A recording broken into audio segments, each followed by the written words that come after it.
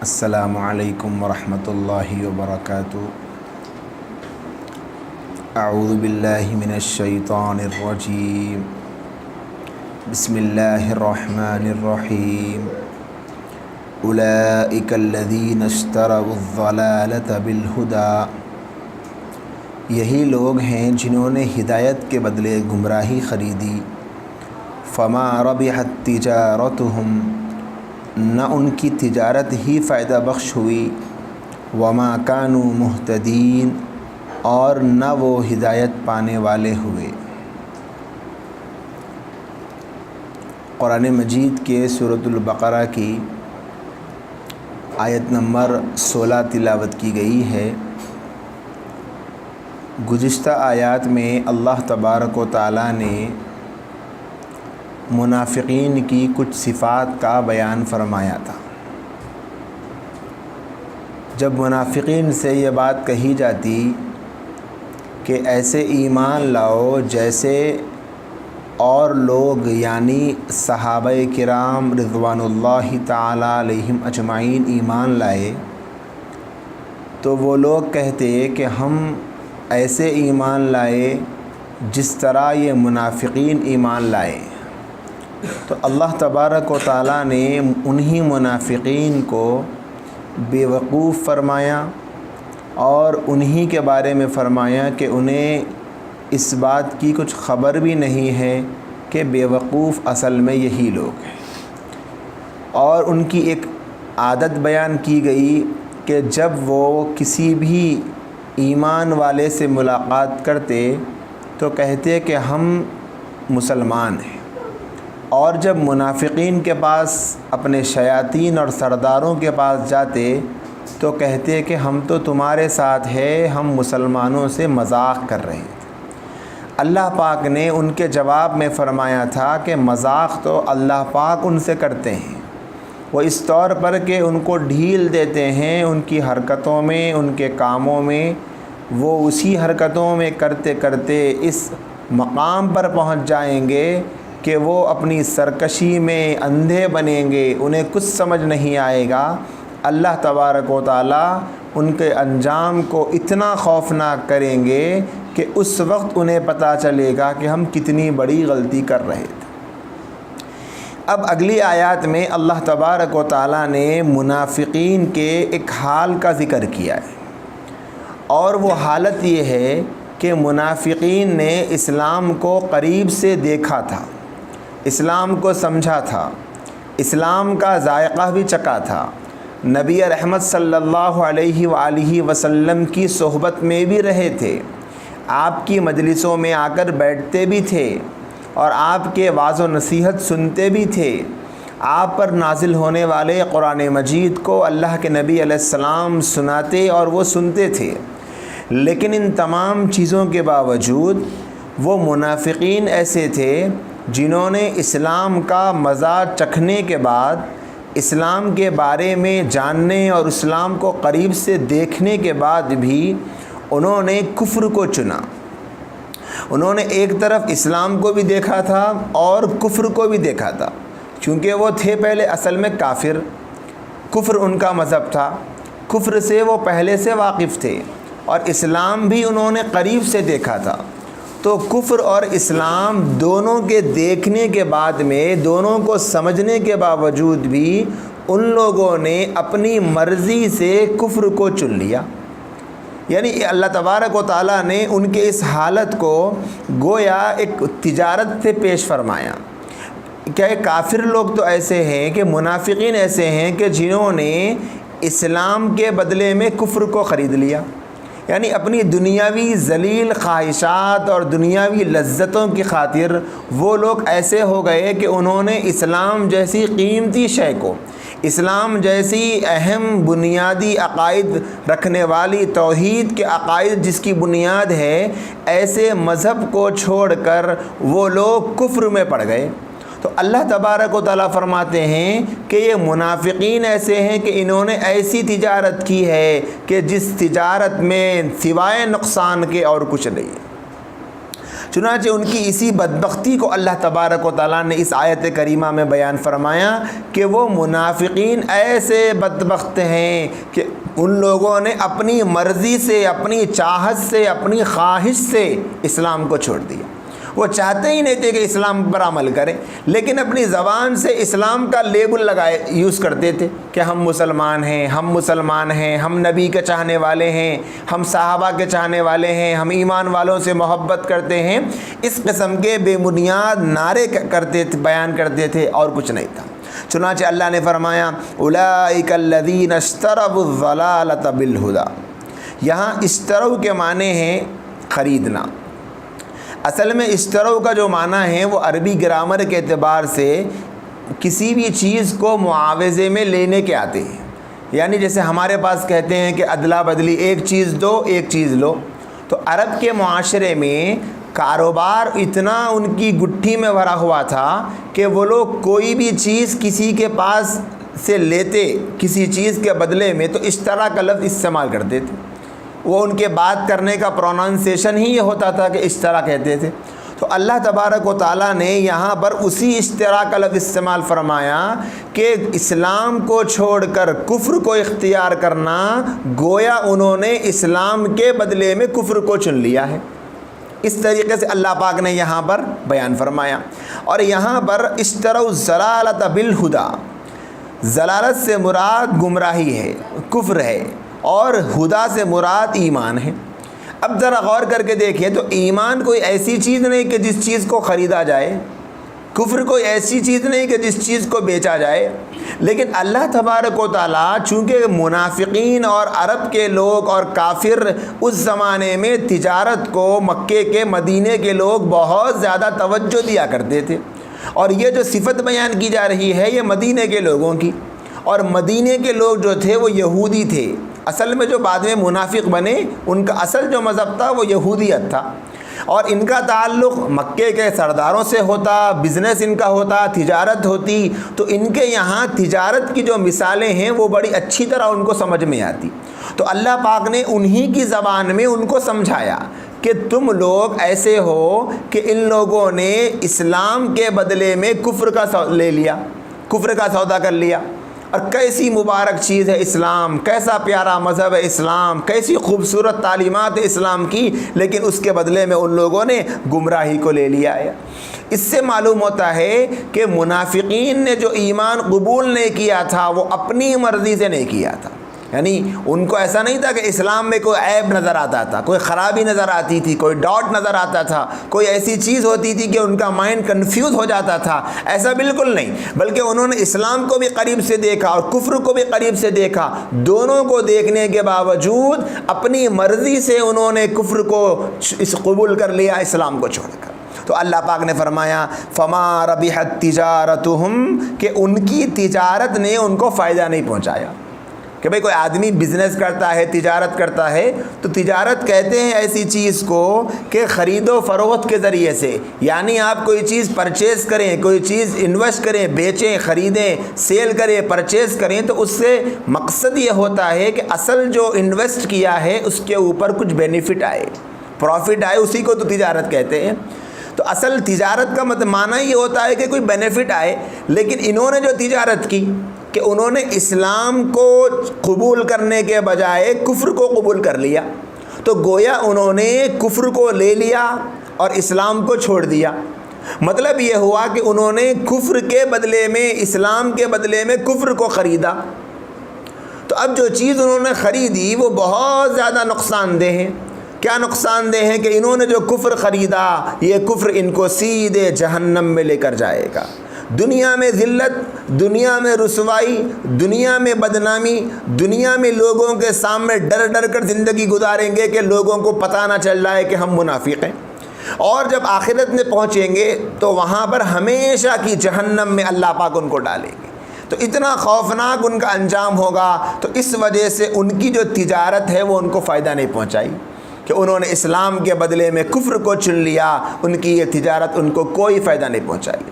اللہ نے فرمایا وما کانوا مہتدین، اور وہ ہدایت پانے والے بھی نہیں ہیں، یعنی ہدایت پانے والے نہیں ہوئے، کہ اس ایسی تجارت کی کہ جس تجارت سے ان کو کچھ فائدہ نہیں ہوا، کہ تجارت کا جو اصل مقصد ہے کچھ بینیفٹ ہونا، بینیفٹ ان کو کیا ہوتا، بلکہ انہوں نے اصل سرمایے کو ضائع کر دیا، کہ کسی انسان نے ایک بہت بڑی رقم کہیں انویسٹ کی بزنس کے لیے، اب وہ کاروبار کر رہا ہے، تجارت کر رہا ہے، اب تجارت کرتے کرتے نظر یہ آ رہا ہے کہ بہت بزنس ڈیولپ ہو رہا، لیکن کچھ دن بعد پتہ چلا کہ اصل سرمایے کو چھوڑ کر نفع کیا بچتا، نفع تو کچھ بھی نہیں ملا اور اصل سرمایہ بھی چلا گیا، سب ختم ہو گیا جو لگایا تھا، جتنا انویسٹ کیا تھا وہ سارا کا سارا نقصان میں چلا گیا۔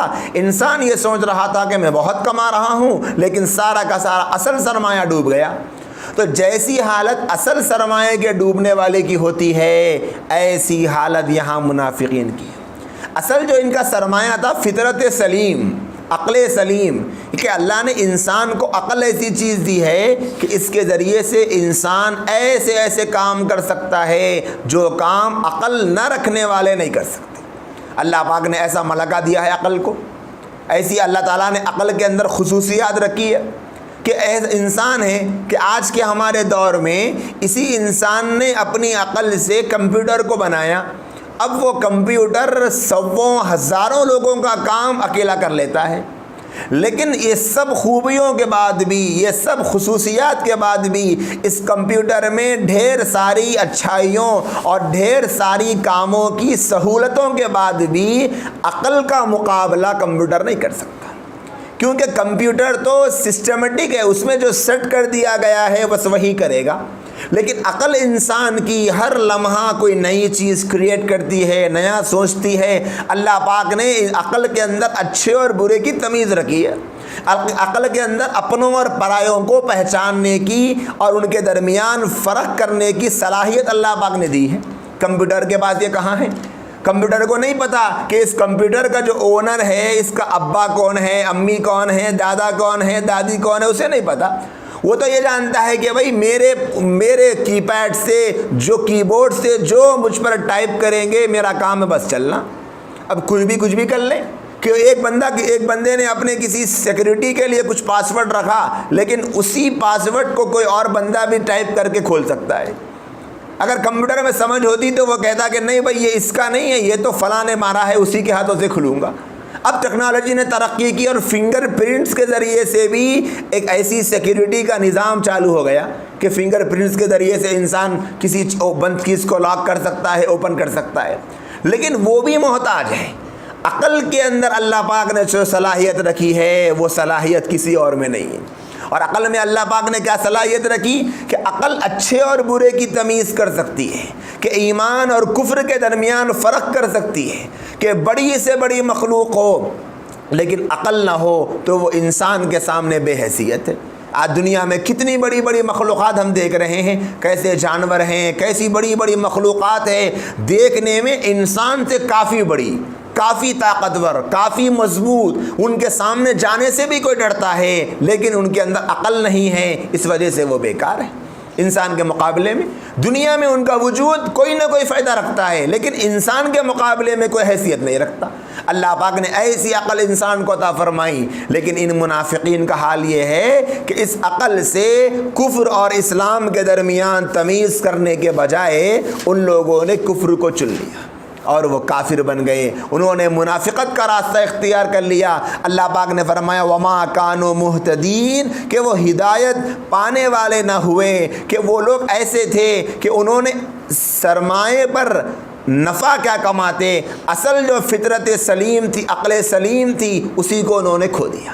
اب انہوں نے سمجھا نہیں کہ ہمارے حق میں ہماری عقل سے اگر ہم استعمال کر کے فائدہ اٹھائیں گے تو انہیں سمجھ میں آتا کہ یہ جو محمد صلی اللہ علیہ وسلم ہیں یہ ہدایت کا مرکز ہیں، انہی کی پیروی کر کے ہم کو اللہ کے یہاں سرخروئی ملے گی، انہی کی غلامی کر کے ہم کو اللہ کے یہاں عزت ملے گی، لیکن ان منافقین نے اس عقل کا استعمال نہیں کیا۔ تو اسی لیے اللہ پاک نے اگلی آیت میں فرمایا فما ربحت تجارتهم وما كانوا مهتدين۔ اب اگلی 4 آیتوں میں پروردگار عالم نے منافقین کے 2 طبقوں کی مثال بیان کی۔ یہاں تو یہ بتلا دیا کہ منافقین نے تجارت کی، ان کو نفع نہیں ہوا۔ اگلی آیت 4 آیتوں میں اللہ پاک نے 2 طرح کی مثالیں بیان کی ہیں۔ 2 طرح کی مثالیں بیان کرنے کی وجہ یہ ہے کہ منافقین میں 2 قسم کے لوگ تھے۔ ایک تو وہ لوگ تھے جو سرے سے اسلام کا انکار کرتے تھے، یعنی جن کو اسلام بالکل بھی پسند نہیں آتا تھا، وہ صرف مصلحت کی وجہ سے، یعنی لوگوں کو دکھانے کے لیے، مال غنیمت ملے، لڑائی میں جائیں تو مال ملے اور ہماری جان محفوظ ہو، ہمارا مال محفوظ ہو، لوگوں کے سامنے ہماری عزت برقرار رہے، لوگ ہم کو مسلمان سمجھے، اس نیت سے اپنا اسلام ظاہر کرتے تھے۔ انہیں اسلام سے دل سے کوئی واسطہ نہیں تھا۔ اور دوسری قسم منافقین کی وہ تھی کہ جن کو اسلام کی جب ترقی دیکھتے تو ان کو اسلام اچھا لگتا۔ جب صحابہ جنگ میں گئے، کامیابی ملی، عزتیں ملی، بلندیاں ملی، لوگوں نے کہا کہ اسلام کی شان و شوکت کتنے عروج کو پہنچ رہی، تو وہ لوگ دیکھتے تو خوش ہوتے کہ ہاں بھائی اسلام ہم کو بھی دل سے لا لینا چاہیے۔ لیکن جب تھوڑے سے حالات آتے اسلام پر، کچھ صحابہ شہید ہو جاتے، صحابہ پر مالی اعتبار سے کچھ تنگی آ جاتی اور حالات کچھ کٹھن آ جاتے تو پیچھے ہٹ جاتے، یہ سوچتے کہ ہاں نہیں بھائی ہم یہ مذہب قبول نہیں کر سکتے۔ تو اس طرح 2 قسم کے منافقین اس زمانے میں پائے جاتے تھے۔ اللہ تبارک و تعالیٰ نے یہاں 4 آیات میں 2 مثالوں کے ذریعے سے ان منافقین کی حقیقت کو کھولا ہے۔ اللہ نے بتلایا مثلہم، ان کی مثال، یعنی کن کی مثال؟ ان منافقین کی مثال اللہ پاک بیان کر رہے ہیں، کیونکہ پچھلے تقریباً 9 آیات سے منافقین کا بیان چل رہا ہے، جہاں سے اللہ پاک نے فرمایا وَمِنَ النَّاسِ مَن يَقُولُ آمَنَّا بِاللَّهِ وَبِالْيَوْمِ الْآخِرِ وَمَا هُمْ بِمُؤْمِنِينَ۔ سورہ بقرہ کی آیت نمبر 8 سے منافقین کا بیان شروع ہوا تھا اور تقریباً یہ 9 آیتیں مکمل ہو گئی۔ یہاں اللہ تبارک و تعالیٰ نے 9 آیتوں میں منافقین ہی کی صفات کو بیان کیا۔ اگلی 4 آیتوں میں ان کی مثال دے رہے ہیں، 2 منافقین کی قسموں کو، 2 طبقوں کو بتا رہے ہیں۔ اب ان کی مثال سنیں کیا ہے؟ کَمَثَلِ الَّذِي اسْتَوْقَدَ نَارًا، ان کی مثال اس شخص کی سی ہے جس نے اندھیرے میں آگ جلائی۔ فَلَمَّا أَضَاءَتْ مَا حَوْلَهُ، جب آگ نے اس کے آس پاس کی چیزوں کو روشن کیا، ذَهَبَ اللَّهُ بِنُورِهِمْ، تو اللہ نے ان کی روشنی کو بجھا دیا، وَتَرَكَهُمْ فِي ظُلُمَاتٍ لَا يُبْصِرُونَ، اور ان کو اندھیروں میں چھوڑ دیا کہ وہ کچھ نہیں دیکھ سکتے۔ سُمٌّ، یہ لوگ بہرے ہیں، بُکْمٌ، گونگے ہیں، عُمْیٌ، اندھے ہیں، فَهُمْ لَا يُبْصِرُونَ، اس لیے یہ لوگ اپنی گمراہی سے کبھی نہیں لوٹیں گے۔ یہ 2 آیتیں ہیں۔ ان 2 آیتوں میں اللہ پاک نے منافقین کے 2 گروہوں میں سے پہلے گروہ کا تذکرہ کیا، یعنی وہ طبقہ جو اسلام پر بالکل بھی چلنا نہیں چاہتا، یعنی دل سے اسے اسلام سے کوئی لگاؤ نہیں، وہ یہ چاہتا ہے کہ بس ہم اپنے ایمان اور اسلام کا اظہار کر لیں اور کچھ نہ کریں۔ تو ان کی مثال اللہ پاک بیان فرما رہے ہیں۔ اب غور کریں کہ اللہ نے ایسی مثال دی کہ ایک انسان ہے کہ اس نے آگ جلائی۔ آگ کیوں جلاتا ہے انسان؟ سردی کا موسم ہوتا ہے تو گرمی کے حاصل کرنے کے لیے، اندھیرا ہوتا ہے تو روشنی کے لیے، کئی مقاصد آگ کے جلانے کے لیے۔ تو اب جب ایک انسان نے آگ جلائی تو آگ جلتے جلتے آگ روشن ہونا شروع ہو گئی۔ جب آگ روشن ہو گئی، اطراف میں ساری چیزوں کو آگ نے روشن کر دیا، قریب تھا کہ اس آگ سے فائدہ اٹھایا جائے، تو اسی وقت میں اللہ پاک نے اس آگ کی روشنی کو چھین لیا اور ان کو اندھیروں میں ڈال دیا، کہ یوں سمجھ لیں کہ اب آگ بجھ گئی، یا پھر وہ ایسی جگہ پہنچ گئے کہ اب آگ سے ان کو فائدہ اٹھانا ممکن نہ رہا۔ تو کیا حال ہو جائے گا انسان کا کہ آگ جلائی تھی فائدے کے لیے لیکن کچھ فائدہ نہیں ہوا، چونکہ آگ کے روشن ہونے کے وقت میں عین وقت جب آگ سے فائدہ اٹھانے کا آیا، یوں سمجھ لے کہ آگ بجھا دی گئی یا پھر ان سے دور کر لی گئی۔ اسی طرح اللہ تبارک و تعالیٰ بیان فرما رہے ہیں کہ ایک انسان ہے کہ جس کو اللہ نے ایک قسم کی ہدایت عطا فرمائی، ایمان کی ہدایت ہے کہ اللہ کے نبی صلی اللہ علیہ وسلم کو اللہ پاک نے ان کے بیچ میں رکھا کہ تم اس نبی کے ذریعے سے مجھ تک پہنچو، میری ذات کو جانو، مجھ کو پہچانو، اسلام کو پڑھو، اسلام کو سمجھو۔ تو اب اس نے کیا کر دیا کہ وہ جو ہدایت تھی اس ہدایت کو اس نے ضائع کر دیا، اس کی قدر نہیں کی، اور قدر نہ کرنا یہ ہے کہ اس نے اس ایمان کو قبول نہیں کیا، نبی صلی اللہ علیہ وسلم کو سچا نبی اور رسول نہیں مانا، نہ مان کر اس نے اس ہدایت اور گمراہی سے اپنے منہ کو موڑ لیا، دل میں کفر کو چھپا کر رکھا، فسق کو چھپا کر رکھا، اور اپنے آپ کو منافقین کے زمرے میں شامل کر لیا، اور اس نے اپنے آپ کو ایمان سے فائدہ اٹھانے والا نہیں بنایا، تو اللہ تبارک و تعالیٰ فرماتے ہیں کہ یہ ایسے لوگ ہیں کہ انہوں نے اپنے ایمان سے فائدہ نہیں اٹھایا، ان کی مثال اسی آگ کی طرح ہے کہ آگ ان کو نظر آئی اور انہوں نے آگ کے پھیلنے کے وقت میں اپنے آپ کو آگ سے فائدہ اٹھانے کے بجائے دور کر لیا۔ یہ لوگ ایسے ہی ہیں کہ ان کی آنکھوں کے سامنے جنگیں ہوئی، غزوات ہوئے، اسلام پھلا پھولا، اسلام بڑھ رہا، ترقی کر رہا، موقع تھا اسلام لا لیتے، اللہ کے نبی پر ایمان لا لیتے، آخرت کی فکر کر لیتے، لیکن انہوں نے کیا کیا؟ وہ لوگ ایسے ہو گئے کہ ان کے دل میں چونکہ کفر تھا، انہوں نے اس آگ سے اس سے فائدہ نہیں اٹھایا، تو اللہ پاک نے کیا کیا؟ ان کے فائدہ نہ اٹھانے کی وجہ سے اللہ تبارک و تعالیٰ نے ان کو بھی چھوڑ دیا گمراہی میں، چونکہ وہ ایمان لانا ہی نہیں چاہتے تھے، تو اللہ پاک زبردستی کسی کو نہیں کرتا۔ اسی کو اللہ بتاتے ہیں ذہب اللہ بنورہم، اللہ پاک نے ان کے نور کو لے لیا، یعنی جو ایمان سے وہ فائدہ اٹھانا چاہتے تھے، اللہ پاک نے ان کے ایمان نہ لانے کی وجہ سے ان کے اندر یہ صلاحیت جو تھی وہ ختم کر دی۔ اور آگے فرمایا وَتَرَكَهُمْ فِي ظُلُمَاتٍ لَا يُبْصِرُونَ، اور اللہ نے ان کو ایسی ظلمتوں میں چھوڑ دیا کہ وہ ظلمتیں ایسی ہے کہ اب وہ لوگ جو ایمان ہیں، جو کامیابی ہے، اس کو دیکھ نہیں سکتے، اب ان کے اندر وہ صلاحیت نہیں رہی۔ یعنی جو مسائل تھے، جو اسلام کی احکام تھے، جب انہوں نے ان کے سامنے دلائل خوب روشن ہو گئے، یہودی جو تھے انتظار میں تھے کہ ہمارے ہی کسی نسل سے، بنی اسرائیل سے کوئی نبی آئیں گے، کوئی رسول آئیں گے، لیکن وہ نہیں آئے، اب ان کا انتظار ختم ہو گیا۔ محمد صلی اللہ علیہ وسلم نبی بنے، پہلے تو انہیں اطمینان نہ تھا، لیکن جب دلائل دیکھے، نبی صلی اللہ علیہ وسلم نے بتلایا، قرآن پیش کیا، اب دلائل سامنے آ گئے اور دلائل خوب روشن ہو گئے۔ فلما اضاءت ما حولہ، ان کے سامنے ہر چیز کھلی کھلی آ گئی، اب ان کا یہ کام تھا کہ وہ ایمان لا لیتے، لیکن انہوں نے ایمان قبول نہیں کیا، تو اللہ پاک نے ان کو ایسی ظلمتوں میں ڈال ڈالا۔ وَتَرَكَهُمْ فِي ظُلُمَاتٍ، ان کو ظلمتوں میں چھوڑ دیا۔ یہاں پر ہم ذرا غور کر کے دیکھیں کہ اللہ تبارک و تعالیٰ نے ان کے جو ظلمتوں میں ڈالا ہے، اگر ایسے بس یہ کہہ دیتے کہ اللہ نے ان کو چھوڑ دیا کہ وہ لوگ اب سب کچھ سمجھ نہیں پائیں گے، تب بھی بات مکمل ہو جاتی، لیکن ظلمات لا کر یہ بتلا رہے ہیں کہ وہ ایسی گمراہی میں ہیں، اب اس گمراہی سے نکلنے والے نہیں ہیں۔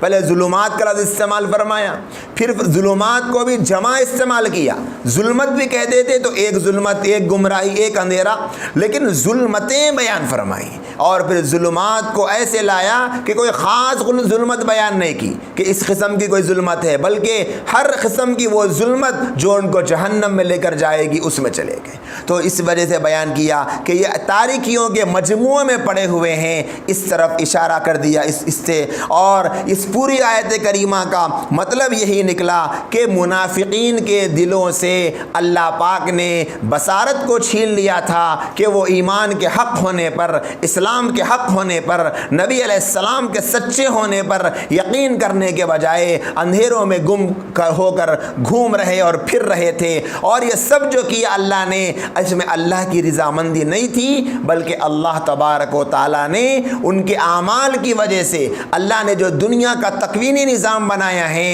اس نظام کے تحت اللہ پاک نے یہ کیا کہ انہوں نے قبول کرنا نہیں چاہا تو اللہ تبارک و تعالیٰ نے ان کو بھی محروم کر دیا۔ اگر وہ قبول کرنا چاہتے تو اللہ تعالیٰ ان کو موقع دیتے، اور اللہ تبارک و تعالیٰ ان کو ضرور اس طرف جانے کا چانس دیتے، لیکن منافقین نے اپنے آپ کو ایسے بنا لیا جیسے وہ گونگے ہیں، اندھے ہیں، بہرے ہیں۔ جیسے کوئی آدمی گونگا ہوتا ہے، کیا مطلب ہے گونگا ہونے کا؟ کہ جس کو کچھ بولنا نہیں آتا۔ بہرے ہونے کا مطلب کچھ سنائی نہیں دیتا۔ اندھے ہونے کا مطلب کچھ نظر نہیں آتا۔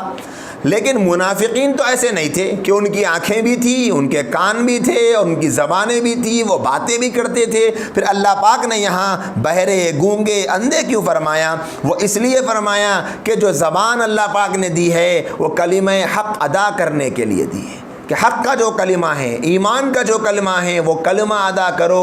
اس لیے اللہ پاک نے زبان دی اور کان جو دیے ہیں وہ کلمہ حق کو سننے کے لیے، کہ نبی صلی اللہ علیہ وسلم دعوت اسلام دے رہے ہیں، ایمان کی دعوت دے رہے ہیں، بتلا رہے ہیں کہ میں محمد اللہ کا رسول ہوں صلی اللہ علیہ وسلم، لیکن وہ سنتے ہیں لیکن ان کو کچھ فائدہ نہیں دیتا، اور آنکھوں سے دیکھ رہے ہیں نبی صلی اللہ علیہ وسلم پر قرآن کا نزول ہو رہا، اللہ کے نبی علیہ السلام پڑھ کر سنا رہے، مسلمانوں کی کامیابیوں کو، ایمان والوں کے ساتھ اللہ کی نصرتوں اور مددوں کو دیکھ رہے ہیں، لیکن اس کے باوجود بھی انہوں نے ان تینوں اعضاء سے جس کے ذریعے سے انسان کو ہدایت ملتی ہے فائدہ نہیں اٹھایا، کیونکہ اللہ نے انسان کو آنکھ، کان، زبان اسی لیے دی ہے کہ وہ ہدایت کی روشنی کو دیکھ سکے، ہدایت کی بات کو سن سکے، ہدایت کا کلمہ بول سکے، لیکن انہوں نے ان چیزوں سے فائدہ نہیں اٹھایا۔ تو اس وجہ سے اللہ تبارک و تعالیٰ نے فرمایا کہ یہ کانوں سے فائدہ نہیں اٹھاتے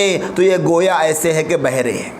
فائدہ کیا ہے ایسے سننے کا کہ جب وہ سن کر سند ہو گئے، وہ فائدہ نہیں اٹھاتے تو گویا وہ بہرے ہیں، اور وہ اپنے زبانوں سے کلمہ حق کو بولتے نہیں، اپنے نبی کے ایمان پر ایمان لا کر نبوت کا اقرار نہیں کرتے تو یہ گویا گونگے ہیں، اور آپ صلی اللہ علیہ وسلم کی شان کو، آپ کے مقام کو، آپ کے مرتبے کو، آپ کی عظمت کو، آپ کی نبوت کو، آپ کے قرآن مجید کو لا کر سنانے کو، نزول قرآن کو دیکھ کر بھی وہ ان پر ایمان نہیں زندہ ہوتا تو ان کی آنکھوں کا ان کو کوئی فائدہ نہیں، گویا یہ اندھے ہیں۔ تو اللہ نے فرمایا سم بکم عمی، بہرے ہیں، گونگے ہیں، اندھے ہیں، فہم لا یرجعون، اور وہ اپنی گمراہی سے کبھی نہیں لوٹیں گے، یعنی ایمان کی طرف وہ کبھی لوٹنے والے نہیں ہیں۔ یہ کون سے منافقین؟ پہلا طبقہ منافقین کا جو بالکل بھی ایمان لانا نہیں چاہتی تھی۔ اب اس کے بعد اللہ تبارک و تعالیٰ نے دوسرے طبقے کی مثال بیان فرمائی، یا ان او کصیب من السماء، یا ان کی مثال ان لوگوں کی سی ہے جن پر آسمان سے بارش برس رہی ہو، فیہ ظلمات، جس میں اندھیرے پر اندھیرا ہو، ورعد، اور گرج ہو، وبرق، اور بجلی ہو، یجعلون اصابعہم فی آذانہم من الصواعق، تو یہ کڑک سے ڈر کر، موت کے خوف سے اپنے کانوں میں انگلیاں ٹھونس لیتے ہیں، واللہ محیط بالکافرین، اور اللہ کافروں کو گھیرے ہوئے ہیں، یکاد البرق یخطف ابصارہم، قریب ہے کہ بجلی ان کی بینائیوں کو اچک لے، کلما اضاء لہم مشوا فیہ، جب بجلی چمکتی اور ان پر روشنی ڈالتی ہے تو وہ اس میں چلتے ہیں، وَإِذَا أَظْلَمَ عَلَيْهِمْ قَامُوا، اور جب ان پر اندھیرا چھا جاتا ہے تو کھڑے رہ جاتے ہیں، وَلَوْ شَاءَ اللَّهُ لَذَهَبَ بِسَمْعِهِمْ وَأَبْصَارِهِمْ، اور اگر اللہ چاہے تو یوں بھی وہ ان کی قوت سماعت اور بصارت کو چھین لے، إِنَّ اللَّهَ عَلَى كُلِّ شَيْءٍ قدیر، بے شک اللہ ہر چیز پر قادر ہے۔ یہ جو دو آیتیں ہیں، یہ دو آیتیں اللہ تبارک و تعالیٰ نے منافقین کے دوسرے گروہ کے بارے میں بیان فرمائی۔ اس گروہ کی خاصیت یہ تھی کہ یہ لوگ دل سے اسلام کے دشمن نہیں تھے، اسلام سے نفرت نہیں کرتے تھے، بلکہ ان کی بھی خواہش ہوتی تھی کہ اسلام قبول کریں، لیکن کب ہوتی؟ جب وہ اسلام کی کامیابیاں دیکھتے، اسلام کی سربلندی دیکھتے، نبی علیہ السلام کے پاس وفود کو آتا ہوا دیکھتے، اللہ کے نبی علیہ السلام کی عزت کو، صحابہ کی عزتوں کو دیکھتے، اور کامیابیوں کو، جب لڑنے کے لیے جاتے جہاد میں اور مال غنیمت آتا اور صحابہ کو عزتیں ملتی، سونے چاندی کے ڈھیر ملتے، یا اسی طرح کسی بھی قسم کی کامیابی ملتی تو دیکھتے اور سوچتے کہ ہاں بھائی کاش ہم بھی ایمان لا لیں، ہم بھی ایمان لا لیں، اسلام تو بڑا اچھا مذہب ہے، بڑا خوبصورت مذہب ہے۔ لیکن جیسے ہی ان کے پاس یہ کہ خبریں ملتی کہ آج کچھ صحابہ شہید ہو گئے، آج کچھ اللہ کے راستے میں گزر گئے، مسلمانوں پر یہ حالت آ گئی، کوئی بھی ایسی پریشانی کی خبر سنتے تو پھر یہ سوچتے کہ ہاں بھائی اگر ہم اسلام لائیں گے تو ہم کو یہ بھی برداشت کرنا پڑے گا۔ تو ایسے لوگوں کو مذبذبین کہتے ہیں، کہ تذبذب میں پڑے ہوئے، ڈاؤٹ میں پڑے ہوئے، متشککین، شک میں پڑے ہوئے، کہ جن کے ایمان لانے اور نہ لانے کے سلسلے میں ان کو خود ایک یقین نہیں ہے، کبھی سوچتے ہیں کہ بھئی ایمان لائیں گے، کبھی سوچتے ہیں نہ لائیں گے، کبھی اسلام کی خوبیوں کو دیکھتے ہیں تو ایمان لانے کا سوچتے ہیں، نہ دیکھتے ہیں تو ایمان لانے سے پیچھے ہٹ جاتے ہیں۔ تو اللہ نے ان 2 آیتوں میں انہی کی مثال کو بیان فرمایا، اور کیسی خوبصورت مثال بیان فرمائی، او کصیب من السماء، یعنی ان کی مثال ان لوگوں کی سی ہے کہ جن پر آسمان سے بارش برس رہی ہو۔ یہاں اللہ تبارک و تعالیٰ نے اسلام کو ایک برستی ہوئی بارش سے تشبیہ دی ہے کہ جب کسی انسان پر بارش برس رہی، کوئی راستے سے گزر رہا اور بڑی ہی موسلادھار بارش ہو رہی، اور بارش کے ساتھ اندھیرا بھی آ گیا، پھر اس کے اوپر بجلی کی کڑک ہے اور روشنی چمک رہی ہے، تو اس موقع پر کیا ہوتا ہے کہ انسان ڈر جاتا ہے۔ انسان سوچتا ہے کہ ایسی جو بارش ہے، اس طوفانی بارش میں بجلیاں بھی کڑک رہی، آندھیاں بھی چمک رہی اور اندھیرا بھی ہے، تو کیسے میں راستے کو پاؤں گا؟ تو اس اپنے آپ کو جو ایسی کیفیت میں مبتلا کر لیتا ہے، اللہ فرماتے ہیں کہ ایسا سمجھ لو کہ یہ جو اسلام ہے یہ گویا بارش کی طرح ہے۔ فیہ ظلمات، اللہ تبارک و تعالیٰ نے فرمایا کہ اس میں اندھیرے بھی ہیں۔ مفسرین کرام نے 2 مطلب بیان فرمائے ہیں ظلمات سے۔ ایک مطلب تو یہ ہے کہ ظلمات سے مراد اسلام پر ابتدائی زمانے میں جو حالات آئے تھے صحابہ پر، کیسی قربانیاں صحابہ نے دی، کیسی مشقتیں برداشت کی، اور اسلام کے لیے ظالموں نے کیسے ظلم حضرات صحابہ پر ڈھائے ہیں، یہ سب چیزیں مراد ہیں۔ یا پھر دوسرا مطلب یہ ہے کہ وہ شرعی پابندیاں جو اسلام لانے کے بعد منافقین پر بھی عائد ہوں گی، کہ اگر ایمان لا لیں گے تو پھر نماز پڑھنا پڑے گا، جہاد میں جائیں گے تو جہاد میں شرکت کرنی پڑے گی، اور سب سے پہلی چیز جو یہودیوں کو کھٹکتی تھی کہ وہ محمد صلی اللہ علیہ وسلم کو نبی ماننا پڑے گا، آپ کی غلامی میں جانا پڑے گا۔ ہو سکتا ہے کہ آپ کی غلامی میں جانے سے کئی لوگوں کی سرداری خطرے میں پڑ جائے، کئی لوگوں کی مالداری خطرے میں پڑ جائے، ہو سکتا ہے کہ اسلام میں چلے جائیں تو پھر حلال حرام کی تمیز کرنا پڑے گا، بہت سارے احکام لاگو ہوں گے۔ تو یہاں پر ظلمات سے مراد یہ جو اندھیرے ہیں، اندھیروں سے مراد کفر اور شرک کی خرابیاں ہیں، یعنی جو کفر اور شرک کی جو خرابیاں ہیں، جو اللہ تبارک و تعالیٰ نے فرمایا یہ خرابیاں بھی ہے اس کے اندر، کہ ان کافروں کے اندر آسمان سے موسلادھار بارش ہوتی ہے، اور اس بارش کے اندر جب یہ ہوتا ہے کہ اسلام کو یہ دیکھتے ہیں تو اسلام کے بارے میں ڈاواڈول ہوتے ہیں، سوچتے ہیں کہ اس میں رعد ہے، کہ کڑک بھی ہے، بجلیاں بھی ہیں۔ یعنی بعض مفسرین نے یہ مطلب بیان کیا رعد اور برق کا، کہ جب وہ آیات سنتے ہیں نبی علیہ السلام سے کہ اگر یہ گناہ کریں گے تو یہ عذاب آئے گا، یہ کام کریں گے تو یہ عذاب آئے گا، یہ عمل کریں گے تو یہ عذاب آئے گا، تو ان دھمکیوں سے ڈرتے ہیں، یہ سوچتے ہیں کہ ہاں بھائی اگر ہم نبی کی نافرمانی کر لیں گے تو ہمارے ساتھ میں یہ سلوک ہوگا۔ قرآن مجید میں کئی ایسی آیات موجود ہیں کہ جو نبی علیہ السلام کے بارے میں بتلائی گئی کہ نبی علیہ السلام کو بلند آواز سے نہ پکارا جائے، اور آپ کے گھر میں جائیں ضرورت سے تو ضرورت پوری ہوتے ہی باہر نکل جائیں، اور نبی علیہ السلام کو عام لوگوں کی طرح نام سے نہ پکاریں، اور نبی علیہ السلام کی جو ازواج ہیں وہ امت کی مائیں ہیں۔ اس طریقے کی کئی اللہ کے نبی علیہ السلام کے بارے میں باتیں ہیں، اسلام کے احکامات ہیں، جنت جہنم کے تذکرے ہیں اور عذابوں کے تذکرے ہیں۔ تو یہ سب چیزیں جب وہ سنتے تو ڈر جاتے، ان کو ایسا لگتا ہے کہ ہاں بھائی یہ سب ہے اس کے اندر، یہ سب ہم کو سہنا پڑے گا، یہ سب ہمارے سامنے آئے گا۔ تو یہ جب سب دیکھتے تو یجعلون اصابعہم فی آذانہم من الصواعق حذر الموت، جیسے بارش بڑی تیز ہو رہی، اور بارش تیز ہونے کی وجہ سے، آندھی اور طوفان کے آنے کی وجہ سے، چمک اور گرج کی وجہ سے انسان یہ سمجھتا ہے کہ کانوں میں انگلیاں ڈال لیں گے، ڈال کر اس خوف سے کہیں وہ بجلی مجھ پر نہ گر جائے، کہیں آندھی مجھ پر نہ گر جائے، انسان یہ سمجھتا ہے کہیں میں مر نہ جاؤں، یہ سوچ کر کانوں میں انگلیاں ڈالتا ہے، تو وقتی طور پر آواز تو اس کو سنائی نہیں دیتی، لیکن اس کا مطلب یہ نہیں ہوتا کہ بجلی اس کے اوپر نہ گرے گی، ہلاک ہونا ہوگا تو ہو جائے گا۔ یہی حال ہے منافقین کا، وہ لوگ یہ سمجھ رہے ہیں کہ جب نبی علیہ السلام قرآن سناتے ہیں، احکام اسلام سناتے ہیں تو کانوں میں انگلیاں رکھ لیتے ہیں، یا پھر یہ مطلب ہے کہ وہ کہتے ہیں کہ مت سنو، نبی کی جو باتیں ہیں یہ مت سنو، سنیں گے تو عمل کرنا پڑے گا، یہ کہہ کر اپنے آپ کو بچانا چاہتے ہیں۔ اللہ فرماتے ہیں واللہ محیط بالکافرین، اللہ کافروں کو گھیرے ہوئے ہیں۔ ایسا نہیں ہے کہ تم لوگ اگر ہمارے احکام سے بچ کر جانا چاہو تو تم بچ سکتے ہو، کوئی جائے پناہ نہیں ہے اللہ کے علاوہ، اللہ تم کو گھیرے میں لیا ہوا ہے، اللہ تمہارے اوپر نگران ہے، وہ سب دیکھ رہا ہے، یہ کافر بچ کے نہیں جائیں۔ پھر آگے فرمایا یکاد البرق یخطف ابصارہم، کہ قریب ہے کہ بجلی ان کی بینائیوں کو اچک لے. یعنی جیسے بجلی کڑکتی ہے تو بجلی کے کڑکنے کے بعد یہ ہوتا ہے کہ کبھی ایسا ہوگا کہ بعض لوگوں کے اوپر بجلی کے گرنے کی وجہ سے اس کی بینائی چلی جاتی ہے، کوئی نقصان ہو جاتا ہے، کبھی جسمانی نقصان، کبھی مالی نقصان، یہ دنیا میں ہم دیکھتے آتے ہیں.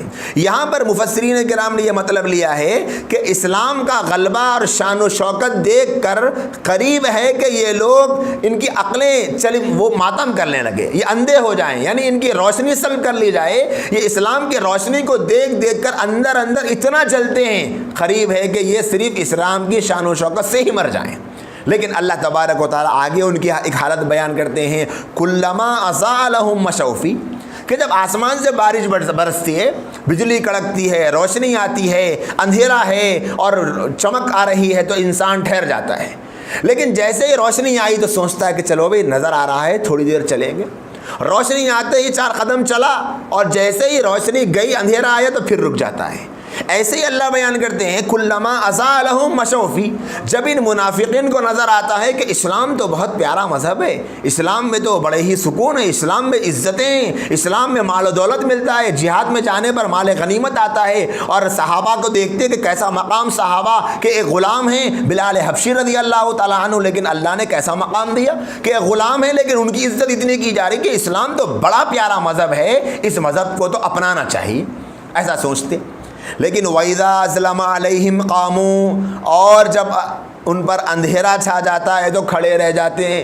یعنی اندھیرے کا مطلب یہ ہے کہ جب ان کے سامنے اسلامی احکام آ جاتے ہیں کہ اب پتہ چل گیا کہ اسلام اگر قبول کر لیں گے تو دونوں پہلوؤں کو سوچتے، پازیٹیو بھی نیگیٹو بھی. یہ بھی سوچتے کہ دیکھو بھائی یہ تو ہے اسلام لانے کے فائدے، لیکن ایک طرف یہ بھی تو دیکھو کہ وہ جنگ میں گئے تھے، ہمارے ہی ساتھی ہمارے بیچ رہتے تھے، سچے مسلمان تھے، مومن تھے، چلے گئے. ہم نے سنا غزوہ بدر کے موقع پر کتنے لوگ، غزوہ احد کے موقع پر کتنے لوگ نبی کا ساتھ چھوڑ چکے تھے، منافقین. تو منافقین کے بارے میں یہ باتیں لکھی ہے قرآن میں، اس کا تذکرہ ہے کہ وہ لوگ جان سے، اپنی جان کھپانے سے بہت ڈرتے تھے. وہ کہتے تھے کہ بھائی ہم جان وغیرہ نہیں دیں گے، ہم اپنی جان اسلام پر کیوں دیں. تو جب یہ دیکھتے کہ بھائی اسلام کی وجہ سے تو ہم اپنے سرداری کھو بیٹھیں گے، نبی کی غلامی تسلیم کرنا پڑے گا اور ہم کو جان دینی پڑے گی، مال دینا پڑے گا، یہ سب چیزیں دیکھتے تو سوچتے کہ اب ہم نہیں جائیں.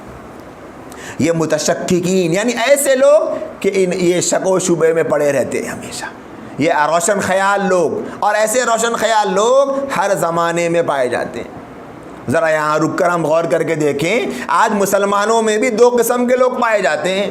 ایک تو وہ ہیں جنہوں نے اپنے آپ کو نبی کا ایسا غلام بنا لیا کہ اے اللہ کے نبی آپ کچھ بھی فرمائیں ہم عمل کرنے کو تیار ہیں، چاہے ہماری جان گوارا نہ کرے، چاہے ہمارا مزاج گوارا نہ کرے، چاہے ہماری خواہشیں درمیان میں آئیں، چاہے ہماری تمنائیں روڑا بنے، کچھ بھی ہو ہم آپ کی بات کو مانیں گے اور ضرور مانیں گے. کتنے ایسے مسلمان ہیں جن کی زندگی اس بات پر شاہد ہیں کہ انہوں نے اپنے خاندان سے، اپنے قبیلے سے، اپنے علاقے سے، اپنے دوستوں سے، اپنے ساتھیوں سے، اپنے تجارت سے، اپنی کمپنیوں سے مقابلہ کرنے کو پسند کیا، لیکن نبی کی غلامی کا طوق اپنے گلے سے اتارنا گوارا نہیں کیا. وہ ہمیشہ سنت کے متوالے رہے، ہمیشہ نبی کے سچے پکے غلام بن کے رہے. لیکن کچھ ایسے ہیں جو روشن خیال خود کو سمجھتے ہیں، یہ کہتے ہیں کہ بھائی زندگی بڑی ہی فری ہونی چاہیے، کہ آزاد زندگی ہو، کہ آزاد کلچر ہو، آزاد مزاج ہو، کہ جو من میں آیا کریں گے، کوئی سمجھ میں آیا حکم تو کریں گے، نہ سمجھ میں آیا تو نہ کریں گے. آج کتنے ایسے روشن خیال مسلمانوں میں پائے جاتے ہیں کہ جن کو اسلام کی بہت سی تعلیمات سمجھ میں نہیں آتی. حضرت علی رضی اللہ تعالیٰ عنہ نے فرمایا تھا کہ اگر عقل سے اسلام کو سمجھا جاتا تو سب سے پہلے تو ہم کو یہ چاہیے تھا کہ ہم مسا پیر کے اوپری حصے پر نہ کریں بلکہ نچلے حصے پر کریں، کیونکہ گندگی اور ناپاکی اور مٹی تو نچلے حصے میں لگی ہوتی ہے. اگر وضو کر رہے ہیں تو پیر پر مسا بھی کرتے ہیں، یا پھر موزے پہنتا ہے انسان تو موزے کے اوپری حصے پر مسا کرتا ہے اور وہ کافی ہو جاتا ہے. ایسے چھوٹے چھوٹے احکام بھی ہیں جو اسلام کے ماننے والوں کی عقل میں نہیں آئیں گے. لیکن اس کا مطلب یہ نہیں کہ اسلام خلاف نیچر مذہب ہے، اسلام نیچرل مذہب ہے، اسلام نیچر کے مطابق ہی تعلیمات دیتا ہے. فرق اتنا ہے کہ جہاں نیچر کے مطابق اسلام کو سمجھنے والے ہیں وہاں سے آج لوگ مذہب سمجھنا نہیں چاہتے. اور جہاں اسلام کے خلاف پروپیگنڈے کیے جاتے ہیں وہاں سے مذہب کو سمجھنا چاہتے ہیں۔ اور آج کا مسلمان کا ایک بہت بڑا طبقہ وہ ہو گیا جو مغرب سے اسلام کو سمجھنا چاہتا ہے کہ مغرب نے جو کلچر پیش کیا ہم آج قرآن پر رکھ کے دیکھتے ہیں کہ بھئی مغربی جو کلچر ہے وہ قرآن اس کی مطابقت کرتا ہے یا نہیں کرتا۔ اگر کرتا ہے تو بولیں گے ہاں بھائی اسلام کی تعلیم بھی زمانے کے مطابق ہے، اور اگر سمجھ میں نہیں آتی تو نعوذ باللہ کہتے ہیں کہ ہاں عمل تو کریں گے لیکن ابھی اس کا وقت نہیں آیا۔ آج کتنی ایسی مسلمان عورتیں ہیں جن کو پردہ سمجھ میں نہیں آتا، کیونکہ مغرب نے ایک فلسفہ پیش کیا کہ یہ تو عورت کے لیے ظلم ہے، یہ پردے میں رہنا، یہ غلامی کی زندگی، یہ جکڑ کے رکھنا، یہ چہرے کو چھپانا، یہ جسم کو چھپانا، یہ تو مغرب نے ایک فلسفہ پیش کر دیا۔ تو آج دنیا کے کتنے ایسے مسلمان ہیں جو اسی کو فالو کر رہے ہیں۔ پردے کے حکم پر اعتراض بے شمار ایسے لوگ ہیں، مرد بھی ہے عورتیں بھی ہیں۔ اگر مرد حضرات کو اسلام کے پردے کے حکم پر اعتراض نہ ہوتا تو کتنے نوجوان ہیں جو اپنی گاڑیوں پر اپنے گھر کی عورتوں کو بغیر برقعے کے لے کر گھومتے ہیں، وہ نظر نہ آتے۔ نماز اپنی جگہ ہے، قرآن کی تلاوت اپنی جگہ ہے، درودوں کی تسبیحیں اپنی جگہ ہیں، ٹخنوں کے اوپر پاجامہ اپنی جگہ ہے، سر کے اوپر ٹوپی اپنی جگہ ہے، جسم پر کرتا پاجامہ اپنی جگہ ہے، لیکن ساتھ میں بیوی کو یا بیٹی کو یا ماں کو یا بہن کو بغیر برقعے اور پردے کے لے کر گھوم رہے ہیں۔ بولے کیوں؟ کیونکہ یہ اسلام میں اتنی سختیاں نہیں ہیں۔ یہ پردہ وردہ تو مولویوں نے نکالا ہے، یہ اسلام نے نہیں نکالا۔ حالانکہ قرآن مجید میں پردے کا حکم موجود ہے کہ اللہ فرماتے ہیں کہ قل للمؤمنین یغضوا من ابصارہم ویحفظوا فروجہم، آنکھوں کا پردہ بھی ہے، آواز کا پردہ بھی ہے۔ قرآن کہتا ہے کہ وَلَا تَبَرَّجْنَ تَبَرُّجَ الْجَاهِلِيَّةِ الْأُولَىٰ وَقَرْنَ فِي بُيُوتِكُنَّ، اپنے گھروں میں ٹھہری رہو، وَلَا تَبَرَّجْنَ تَبَرُّجَ الْجَاهِلِيَّةِ الْأُولَىٰ۔ مفسرین نے ان آیات سے یہ مطالب نکالے ہیں کہ عورتیں بغیر ضرورت کے گھر سے باہر بھی نہ نکلے، اگر نکلنا بھی پڑے تو محرم کے ساتھ نکلے۔ ایسی پابندیاں اسلام دیتا ہے۔ کیوں؟ اس لیے کہ اسلام نے عورت کو تحفظ دیا ہے۔ مغرب نے کیا کیا؟ تحفظ کے نام پر، آزادی نسواں کے نام پر عورتوں کو بازار میں لا کر کھڑا کر دیا، اور عورتوں کو آزادی جب ملی ہے تو عورتوں کی آزادی وہ مردوں کی آزادی ہے، عورتوں کی آزادی نہیں ہے، اصل میں تو مردوں کی آزادی ہے۔ عورت کو آزاد کر کے مردوں کو آزاد کیا گیا ہے کہ اب تم کسی بھی طرف جا سکتے ہو، تمہیں کوئی پابندی نہیں۔ ابھی جیسے ہمارے ملک میں 497 کا قانون مسترد کر دیا گیا، اب یہ کہہ دیا گیا کہ کوئی بھی شادی شدہ میرڈ مرد ہو یا عورت کسی بھی مرد اور عورت کے ساتھ کسی بھی قسم کا تعلق قائم کر سکتے ہیں، اور قائم کرنے والوں پر جرم ہونا تو بہت دور کی بات ہے، وہ مجرم ٹھہرائے جانا تو بہت دور کی بات ہے۔ اگر کسی کی اپنی سگی بیوی، کیونکہ وہاں مغرب میں تو ایسی بیویاں بھی ہوتی ہیں جو سگی نہیں ہوتی، اگر کسی کی سگی بیوی بھی ہو اور وہ اپنی نگاہوں سے ایسا خوفناک اور وحشتناک منظر دیکھ لے کہ اس کی بیوی کے ساتھ کوئی غیر مرد کوئی غلط کام کر رہا ہو، تو وہ وہاں پر یہ کہہ کر چلا جائے کہ آپ مصروف رہیے، میں کچھ دیر بعد آ جاؤں گا۔ یہی مطلب ہے اس قانون کا کہ آج شوہر کو اجازت نہیں کہ وہ اپنی بیوی کے خلاف یا اس بیوی کے ساتھ غلط کام کرنے والے کے خلاف کوئی ایکشن لے۔ اب کیا کریں گے اس ملک کو؟ یہ ملک بھی چاہتا ہے کہ اپنے آپ کو روم کی طرح، فارس کی طرح، اور اپنے آپ کو جرمنی کی طرح، اپنے آپ کو فرانس کی طرح، اپنے آپ کو امریکہ کی طرح برباد کرنا چاہتا ہے۔ تو اب ہم کیا کر سکتے ہیں؟ ہم کچھ نہیں کر سکتے۔ جب کسی کی عقل ماتم کرتی ہے تو سوائے اس عقل پر ہمیں بھی ماتم کرنے کے اور کچھ کرنے کا موقع ہی نہیں ہے۔ اب انہیں کوئی نہیں سمجھا سکتا۔ ان کو زنا اچھی چیز لگ رہی ہے، زنا جرم نہیں ہے۔ مغرب نے یہی کیا۔ اگر ہم تاریخ اٹھا کر دیکھیں، روم کی، فارس کی، فرانس کی تاریخیں بھری پڑی ہے کتابوں میں کہ وہاں ایسے لوگ کاروبار کرنے لگ گئے تھے جیسے ہمارے ملکوں میں شراب کا کاروبار ہوتا ہے، جیسے یہاں پر جوئے اور سٹے کے کلبز بنائے گئے، وہاں پر اسی طرح زنا کے بھی مرکز بنائے گئے تھے، باضابطہ پیسہ لے کر وہ لوگ زنا کروایا کرتے تھے۔ اب اس ملک میں بھی شاید ہوگا، کیونکہ جب ان لوگوں کو غلط نہیں لگ رہا تو سب ہوگا۔ مغرب کی اندھی تقلید میں اس ملک کے باشندوں نے، اہل حکومت نے اس ملک کا بیڑا غرق کرنے کا فیصلہ کر لیا ہے۔ جیسے آج ہم 2018ویں عیسوی میں بیٹھ کر، 1440 ہجری میں بیٹھ کر ہم آج سے 150 سال پہلے، 200 سال پہلے کی روم کی، فرانس کی تاریخ کے بارے میں کہتے ہیں کہ ایک زمانے میں روم بھی بہت شائستہ ملک تھا، ایک زمانے میں فرانس بھی بہت خوبصورت ملک تھا، لیکن ان لوگوں نے ایسے قوانین پاس کر کے اپنے ملک کو تباہ کر دیا ہے۔ آنے والے زمانے میں شاید ہمارے مرنے سے پہلے یا ہمارے مرنے کے بعد ہمارے بعد کی نسلیں بھی ہندوستان کی سیاہ تاریخ کو بیان کرے گی کہ پہلے ہندوستان بڑا خوبصورت ملک تھا، لیکن ہندوستان کے لوگوں نے 2018 میں ایک ایسا قانون پاس کر دیا کہ زنا کی اجازت دے دی، تو وہاں سے ہندوستان کی تباہی کے دہانے کھل چکے تھے۔ یہ ہوگا آنے والے زمانوں میں۔ تو یہ کون جا رہے ہیں؟ کس کو یہ پسند آ رہا کلچر؟ جن کو اسلام میں ڈاؤٹ ہے ان کو پسند آ رہا، جنہوں نے کلمہ اپنے ماں کی کوکھ سے پڑھ کر اپنے آپ کو مسلمان سمجھ لیا ہے، ان کو یہ مذہب، یہ کلچر پسند آ رہا، کیونکہ انہوں نے کلمے کو سمجھا نہیں، اسلام کی حقیقت کو جانا نہیں، کلمے کے بارے میں انہیں کوئی نالج نہیں ہے۔ حد تو یہ ہے کئی ایسے نوجوان جو دیکھنے میں بہت بڑے پڑھے لکھے، گریجویٹ، ڈاکٹر، وکیل، جج، پروفیسر، بڑے بڑے پوسٹوں پر ماہانہ ان کی آمدنیاں لاکھوں اور کروڑوں اور اربوں میں، وہ بعض ملکوں میں وہاں کے بزنس آئیکن کہے جاتے ہیں، لیکن ان کو پوچھا جائے کہ آپ کس نبی کا کلمہ پڑھتے ہیں تو انہیں محمد صلی اللہ علیہ وسلم کا نام بھی نہیں پتا۔ ایسے بھی مسلمان ہیں۔ انہیں کیا چاہیے بھائی؟ آزاد زندگی، ہمیں تو بس آزاد زندگی چاہیے، فری لائف ہونی چاہیے۔ عورتوں کو پردہ کروانا، یہ تو سمجھتے ہیں کہ 1400 سال پرانی بات ہے بھائی، یہ کیا چیزیں ہیں؟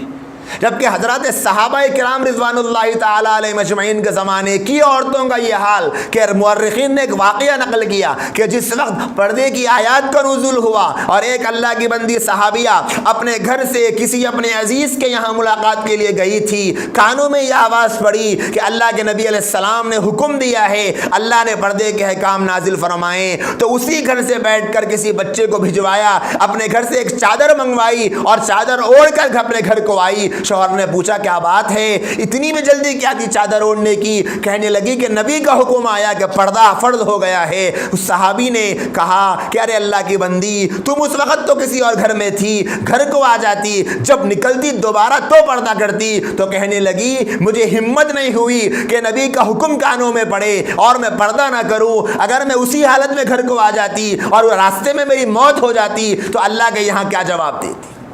یہ جذبے اللہ کی ان بندیوں کے اندر اسلام کو سمجھنے کے بعد پیدا ہوئے تھے۔ اور آج جو متشککین، مذبذبین، اپنے آپ کو اسلام کے بارے میں کلیئر کانسیپٹ نہیں رکھنے والے لوگ ہیں، وہ اسی طرح کی زندگی گزار رہے ہیں۔ باپ مسجد میں پہلی صف میں نماز پڑھنے والا ہوگا، نماز پڑھ کر امام صاحب کے ساتھ سلام پھیر کر جب گھر کو جائے گا تو بغیر برقعے کے ساتھ بیٹی کو گاڑی پہ بٹھا کے لے کر جائے گا۔ کیوں؟ اس لیے کہ انہیں مسجد کا اسلام پسند ہے، پردے کا اسلام پسند نہیں۔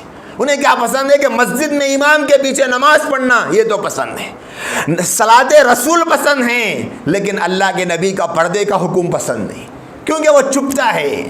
لوگ کہیں گے کہ ابھی دیوانے ہیں، آپ کس زمانے میں جی رہے ہیں؟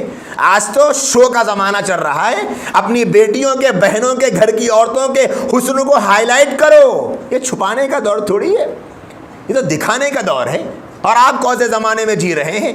تو یہ جو ڈاؤٹ والے لوگ ہیں یہ ہر زمانے میں ہوتے ہیں۔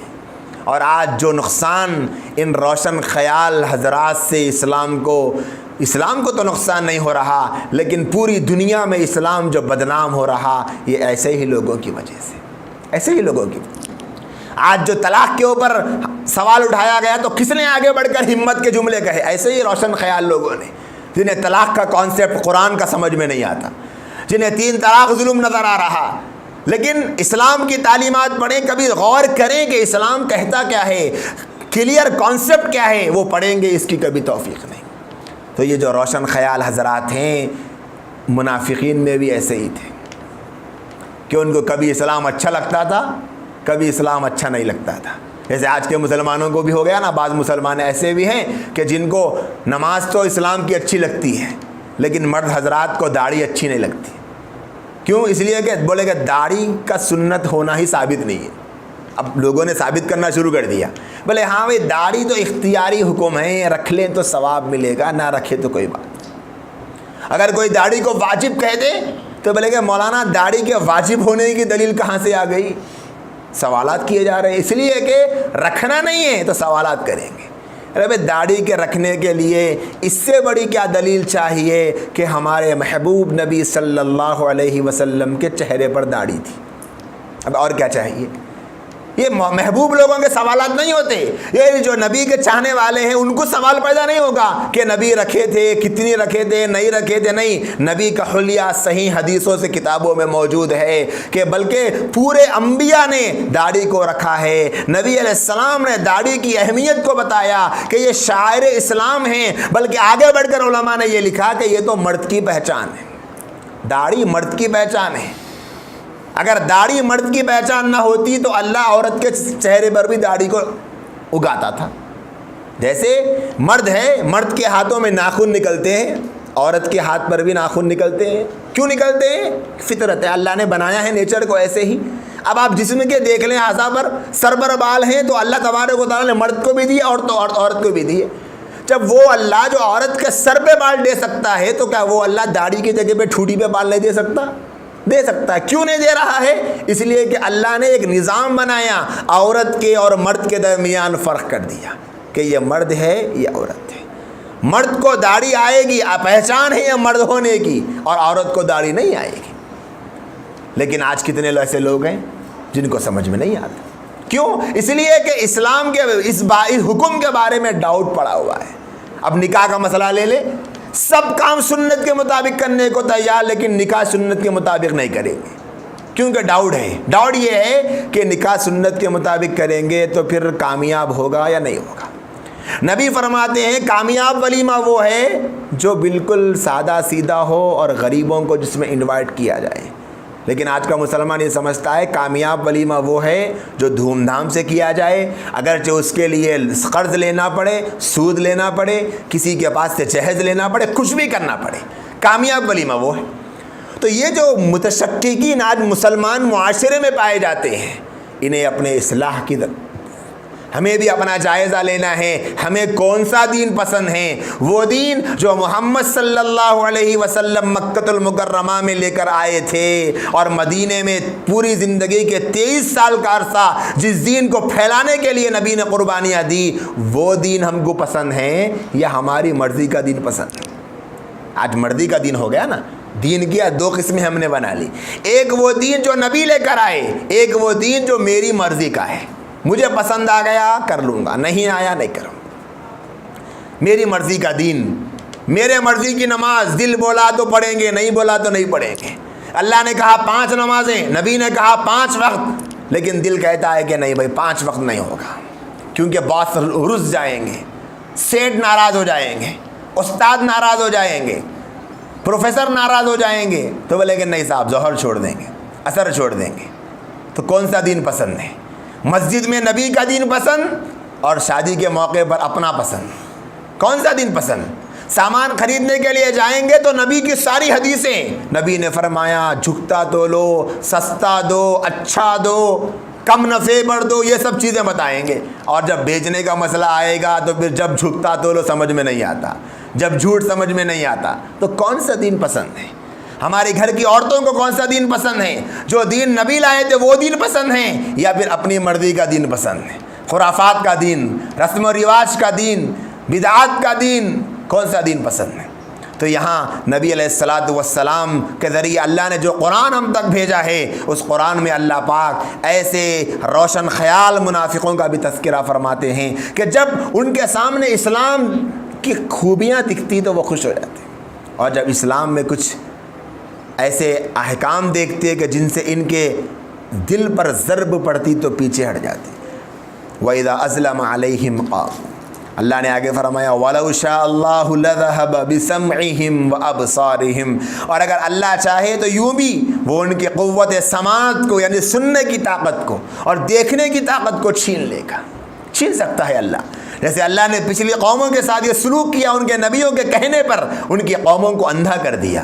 اور ابھی ہم نے پیچھے دیکھا ہے سم بکم عمی فہم لا یرجعون، یہ ایسے منافقین کہ اللہ نے ان کی سننے کی، دیکھنے کی اور سمجھنے کی بصارت کو چھین لیا تھا. اور ابھی پچھلے سورۃ البقرہ کی آیت نمبر 7 میں ہم نے سنا ختم اللہ علی قلوبہم وعلی سمعہم وعلی ابصارہم، اللہ نے ان کے سننے کی، ان کے دیکھنے کی طاقتوں پر مہر لگا ڈالی، ان کی آنکھوں پر پردہ ڈال ڈالا تھا. اللہ یہاں بھی اگر چاہتا تو ان کی سننے اور دیکھنے کی طاقت کو چھین لیتا، لیکن اللہ نے کیوں نہیں چھینا؟ اس لیے کہ اللہ تبارک و تعالیٰ کا یہ ضابطہ ہے، جو جتنا دیکھنا چاہ رہا ہے اللہ پاک اتنا تو دیکھنے دیتے ہیں. جیسے پچھلے جو منافقین کا ابھی ہم نے تذکرہ سنا، وہ لوگ بالکل اسلام کو فالو کرنا نہیں چاہتے تھے، تو اللہ نے ان کی پوری صلاحیت کو چھین لیا. اور یہ لوگ آدھا اسلام کی طرف آ رہے، آدھا اسلام کی سے دور جا رہے، تو اللہ پاک نے ان کے ہی اعتبار سے ان کی بصارت اور سماعت کو باقی رکھا. اللہ نے نہیں چھینا، کیونکہ اللہ کا یہ دنیا کا جو نظام ہے وہ تکوینی نظام ہے. دنیا میں جو سسٹم چل رہا وہ جیسے ہی کریں گے ویسے ہی اعمال دیکھیں گے. جیسے ایک شاعر کہتا ہے جیسی کرنی ویسی بھرنی، نہ مانے تو کر کے دیکھ، جنت بھی ہے دوزخ بھی ہے، نہ مانے تو مر کے دیکھ. تو دنیا کا یہ سسٹم ہے. وہ لوگ چاہتے ہیں کچھ اسلام کو دیکھنا، اللہ نے ان کے اندر وہ صلاحیت رکھی، اسلام کو دیکھو، قریب سے دیکھو، سمجھو، اسلام کو لانا قبول کرنا چاہتے ہو تو کرو، اللہ نے صلاحیت دی. یہ بھی رکھی کیونکہ اس لیے اللہ کا یہ ضابطہ ہے. ان اللہ علی کل شیء قدیر، اللہ تبارک و تعالی ہر چیز پر قادر ہے. یعنی اللہ نے ان کی سنوائی اور دیکھنے کی طاقت کو نہیں چھینا، اس کا مطلب یہ نہیں کہ اللہ پاک قادر نہیں ہے، چھین نہیں سکتے. اللہ پاک ہر چیز پر قادر ہے. جیسے ان کافروں کی بصارت کو چھینا، جیسے پچھلے گروہ منافقین کی بصارت کو چھینا، ان کی بھی سننے اور دیکھنے کی طاقت کو اللہ چھین سکتے ہیں.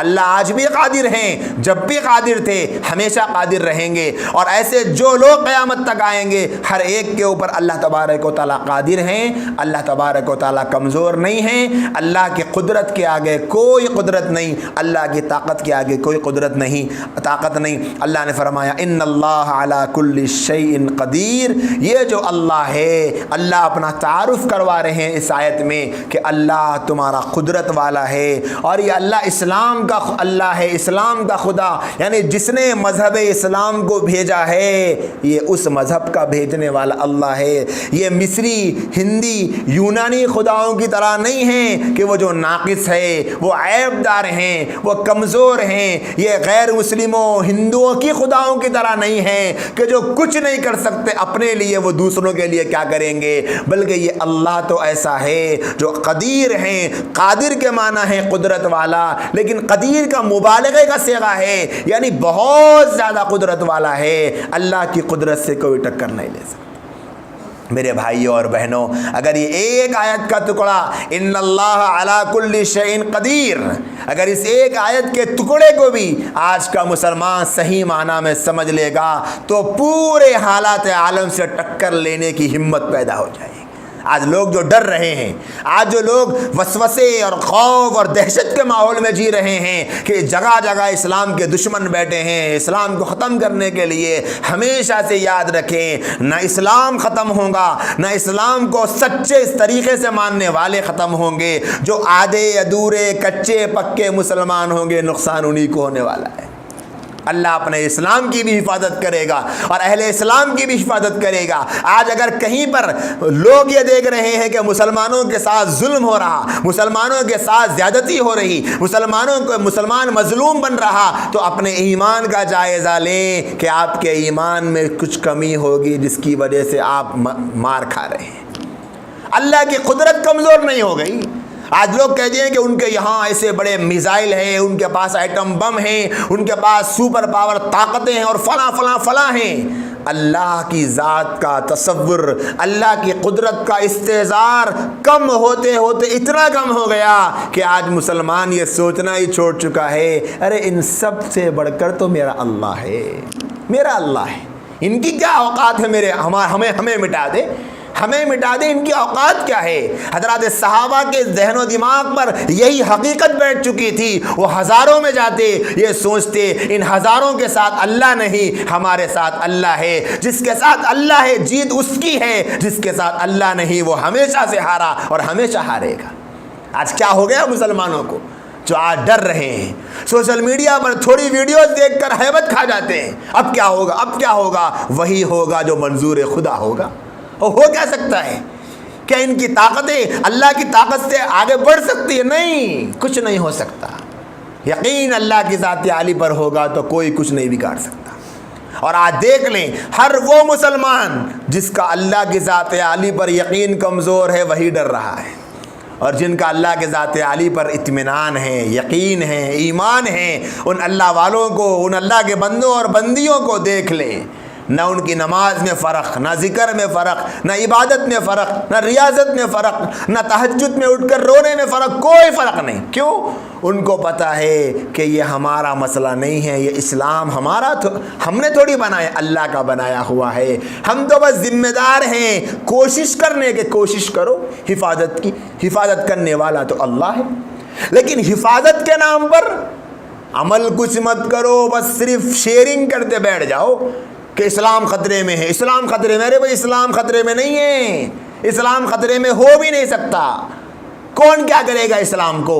14 صدیاں بیت گئی، قرآن کو بدلنے کے لیے ہزاروں نہیں لاکھوں ذہن کام کر رہے تھے، کسی نے قرآن میں ایک حرف تو دور کی بات، ایک زبر کی تبدیلی کرنے کی کوشش ان کی کامیاب نہیں ہوئی۔ اسلام کو کیسے مٹائیں گے؟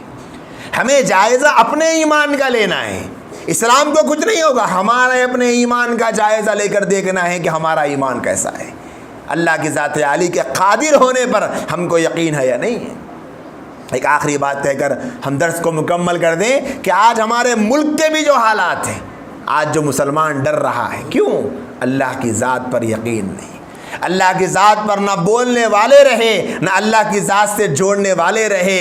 آج جہاں بھی دیکھ لو بس ایک دوسرے سے توڑنے والے ملیں گے کہ بھئی یہ خراب ہے، فلاں خراب ہے، ان کے پاس اتنی طاقت ہے، ان کے پاس اتنی طاقت ہے۔ رابعہ بصریہ رحمہ اللہ تعالیٰ سے کسی نے پوچھا تھا کہ آپ اپنی مجلسوں میں شیطان کا تذکرہ کیوں نہیں کرتے؟ تو وہ کہنے لگی کہ میرے رحمان نے مجھے ایک ہی زبان دی ہے کہ میری اس زبان سے رحمان کا تذکرہ کرنے کے بعد مجھے وقت ہی نہیں ملتا کہ میں شیطان کا تذکرہ کروں۔ اگر میرا رحمان مجھے 2 زبانیں دیتا تو میں دوسری زبان سے شیطان کا تذکرہ کرنے کا سوچ لیتی۔ ایسے اپنے آپ کو اللہ کے دھیان میں لگاتے تھے اللہ والے، اور آج باطل کا جتنا تذکرہ کریں گے باطل کا روب بیٹھے گا، اور جتنا اللہ کا تذکرہ کریں گے اللہ کی قدرت کا یقین بیٹھے گا۔ اسی لیے قرآن میں ہم دیکھ لیں، اللہ نے جہاں پر بھی کوئی ایسے آیات بیان کی، جیسے ابھی ہم نے سنا منافقین کا تذکرہ، کافروں کا تذکرہ، پچھلی 13 آیات سے اللہ نے منافقین کا بیان کیا، اللہ نے اخیر میں اپنی وحدانیت کا، اپنی قدرت کا درس دیا، تاکہ قرآن پڑھنے والوں کو یہ یقین بیٹھے کہ اللہ ہر چیز پر قادر ہے، اللہ منافقوں کو پکڑنے پر قادر ہے، ان کو سزا دینے پر قادر ہے، جو جیسا کرے گا اللہ ان کو پکڑنے کے لیے آج بھی قادر ہے۔ اللہ پاک سے دعا ہے اللہ ہم تمام کو قرآن مجید کی ان آیات سے فائدہ اٹھانے کی توفیق عطا فرمائیں، اور اللہ پاک نے جو مضامین اس میں ہمارے لیے بیان فرمائے ہیں، جو ہمارے اصلاح کی ضرورتیں اس میں پوشیدہ ہیں، اللہ وہ نکات ہمارے سامنے واضح کرے، اور اللہ قرآن مجید کو ہمارے دلوں کے روشن کرنے کا سبب اور ذریعہ بنائے۔ وآخر دعوانا الحمد للہ رب العالمین۔